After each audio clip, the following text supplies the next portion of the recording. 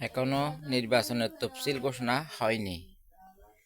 এখন থেকে যদি হুমকি ধমকির সংস্কৃতি চলে আসে, হুমকি ধমকির রাজনৈতিক প্রক্রিয়া যদি শুরু হয়ে যায়, তাহলে নির্বাচন পরিস্থিতি সংঘাতময় হয়ে উঠবে বলে আমি মনে করি। আমি বাংলাদেশের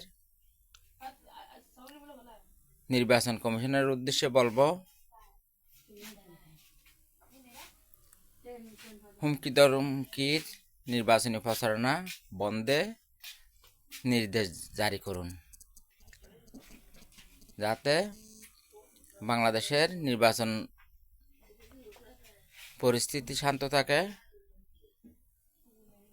ভোটাররা ভবিষ্যৎ নির্বাচনে উৎসাহী হয়।